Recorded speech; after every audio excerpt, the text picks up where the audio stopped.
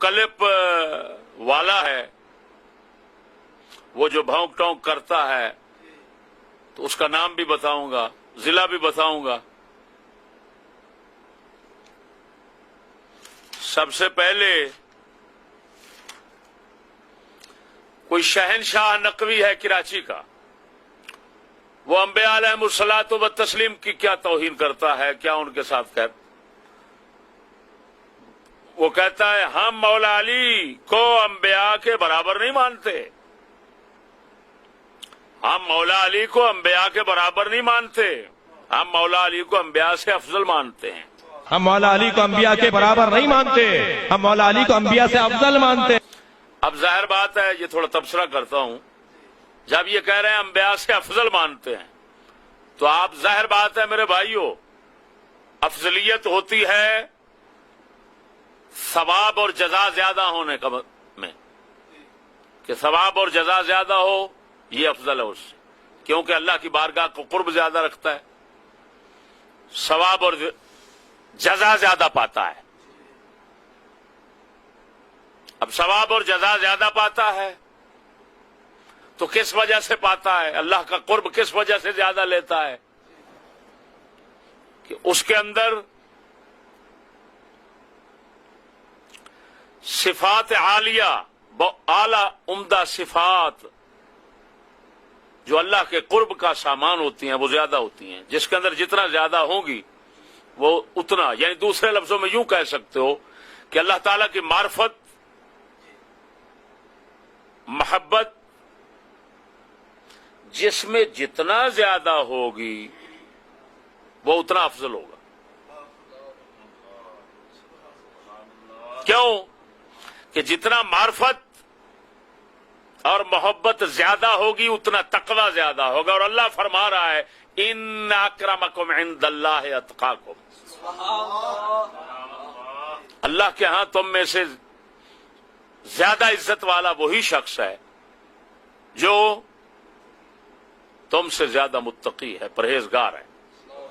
تو جتنا اللہ تعالی کی معرفت اور محبت ہوتی ہے اتنا زیادہ تقوی ہوتا ہے، جتنا زیادہ تقوی ہوتا ہے اتنا بڑی فضیلت ہوتی ہے۔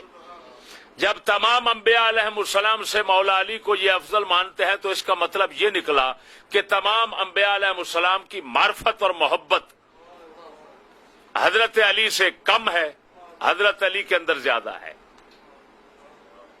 اس کی وجہ سے پھر تقوی ان انبیاء کا کم ہے اور مولا علی کا تقوی زیادہ ہے۔ اب خود آپ فیصلہ کریں کہ جب آپ کہیں گے انبیاء علیہ السلام کی پرہیزگاری کم ہے، اور کیونکہ پہلے بتا چکا ہوں پچھلی نشست میں کہ یہ لوگ صاف کہتے ہیں کہ انبیاء کو عاصی اور نافرمان خدا کا کہنا درست ہے، لیکن کہو سنت کام میں، تو اس کا کیا انبیاء علیہ السلام کی یہ توہین نہیں کہ انبیاء علیہ السلام کو تقوی اور پرہیزگاری میں کم بتانا، مولا علی کو زیادہ بتانا؟ پھر دوسری بات یہ ہے کہ انبیاء علیہم السلام وہ تو اللہ کا چناؤ ہیں، اللہ کا چناؤ ہے نا، تو جو اللہ کا چناؤ ہے وہ ان کے چناؤ سے کم ہے۔ انہوں نے چنا مولا علی کو، اللہ نے چنا انبیاء کو، تو ان کا چناؤ اللہ سے بڑھ گیا۔ انہوں نے چنا، یہ جو کہتے ہیں انبیاء سے افضل یہ بنا رہے ہیں، خدا تو نہیں بنا رہا۔ میں بوٹی پینے والوں سے پوچھتا ہوں ون کے نیچے بیٹھ کر، جن کو اپنی پتہ نہیں ہوتا کہ شرمگاہ پر کپڑا پڑا ہے کہ نہیں پڑا، جن کا منہ علی سے نہیں ملتا، جتنے بول رہے ہیں کلپ آپ دیکھیں گے، ان کی ایک بھی ان میں نہیں ہے کہ جس کی وضع اہل بیت کے ساتھ ملتی ہے۔ ایمان سے کہتا ہوں ایران کے مجوسیوں سے ان کی وضع ملتی ہے، ساری شکل ان کی ملتی ہے، ایک نہیں ہے جس کی داڑھی ملتی ہو مولا علی کے ساتھ، جس کی مونچھیں ملتی ہوں۔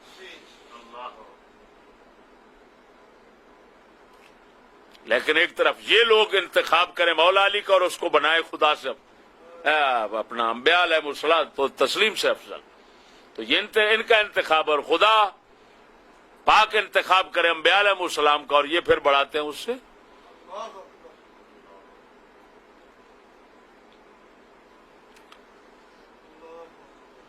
تو انبیاء علیہ السلام کی توہین یہ شہنشاہ نقوی صاحب کر رہا ہے، اور یہ دلیل کے طور پر کافی ہے کہ پرانوں نے یہی لکھا تھا، وہ پہلی نشست میں حوالے دے چکا ہوں، اور آج والے یہی بھونکتے ہیں۔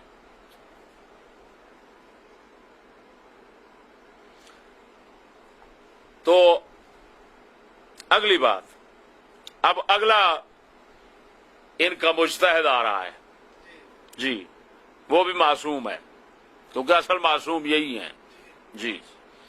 یہ کہ وہ نجم الحسن شیرازی ہے بھلوال سرگودے کا۔ اب وہ صحابہ کرام کے متعلق، خصوصاً 3 صحابہ کے متعلق کیا کہہ رہا ہے؟ اللہ سے لڑتے ہو کرو شرم کمینو، اجداد تمہارے ہیں فدق چور لینو۔ خرچہ بھائی انہاں کے 9 لاکھ ہے، 9 لاکھ ہے، مر جاؤ گے جس طرح وہ مارے گئے تینوں۔ منشائے خدا بند کا احساس بڑا، 9 لاکھ کو ورنہ میرا یہاں۔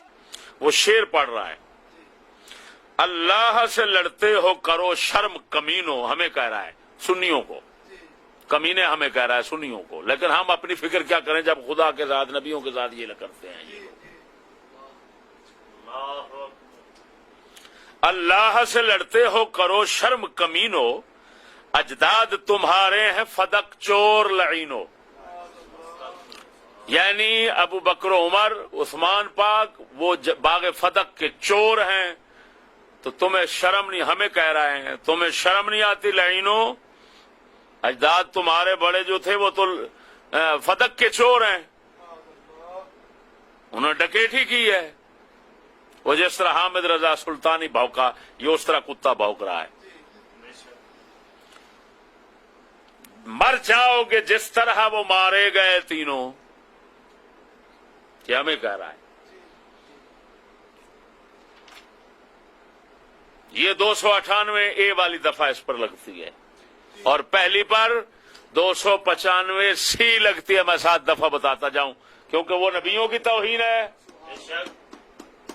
اور نبیوں کی توہین یہ آئی جو 295 سی ہے، تعزیرات کی جو تشریحات ہیں اس کے اندر یہ لکھا ہوا ہے کہ دوسرے انبیاء بھی نبی علیہ السلام کے ساتھ شامل ہیں، لہذا 295 سی نبی علیہ السلام کی توہین پر جس طرح لگتی ہے، اسی طرح دوسرے انبیاء کی توہین پر بھی یہی لگتی ہے۔ یہ تشریحات میں موجود ہے، تعزیرات پاکستان کی تشریحات میں یہ بات موجود ہے، لہذا پہلے پر 295 سی لگتی ہے۔ انبیاء علیہ السلام سے دوسروں کو افضل بتانا یہ سراسر توہین ہے۔ ہمارے علماء و مشائخ یہ لکھ چکے ہیں کہ اگر کوئی کہے فلاں علم میں زیادہ ہے نبیوں سے تو وہ گستاخ ہے، کہے تقوی سے زیادہ ہے گستاخ ہے، کہو بہادری میں زیادہ ہے گستاخ ہے۔ تو انبیاء علیہ الصلوۃ والتسلیم سے جو شخص کسی غیر کو بڑھائے گا وہ ان کا گستاخ قرار پائے گا، اور گستاخ انبیاء اور گستاخ نبی سید الانبیاء پر 295 سی لگتی ہے۔ اور یہ نجم الحسن شیرازی جو ہے لوگوں کا شرازہ بکھیر رہا ہے، یہ کہہ رہا ہے اللہ سے لڑتے ہیں اجداد فدق چور۔ یہ چور اور ڈاکو حضرت ابو بکر صدیق اور حضرت عمر اور عثمان کو کہہ رہا ہے، صحابہ کو کہہ رہا ہے، اور پھر اس لعین کو پتہ نہیں ہے، لعین مولا علی رضی اللہ تعالیٰ عنہ نے بھی باغ فدق کے ساتھ وہی معاملہ کیا تھا جو ان 3 بزرگوں نے کیا تھا۔ تم کہتے ہو نا کہ تقیہ کیا تھا، ان کو کہہ رہے ہو نا کہ مولا علی نے وراثت نہیں بنایا ڈر کے مارے، تو ادھر بھی کہہ دو نا کہ 3 نے بھی ڈر کے مارے۔ ہو سکتا ہے کوئی دوسرے اٹھ پڑتے کہتے کیوں وراثت دے رہے ہو، تو ڈر کے مارے ایسا کیا، تو یہی ڈر والی بات 3 کے بچانے کے لیے کر لو، اب بکواس کیوں کرتے ہو؟ جواب دو آپ اس بات کا۔ تمہارا یہ ڈر اور تقیہ جو بھوک اٹھا رکھی ہے تم لوگوں نے، ادھر لگاؤ نا۔ اب مولا علی بھی باغ فدق کے چور تمہارے کمینے نظریے کے مطابق بنیں گے، تم اہل بیت کے بھی گستاخ بن گئے۔ حسن حسین نے بھی وہی کام کیا جو ابو بکر عمر نے باغ فدق کے ساتھ کیا تھا۔ اب حسن حسین بھی تمہارے خبیث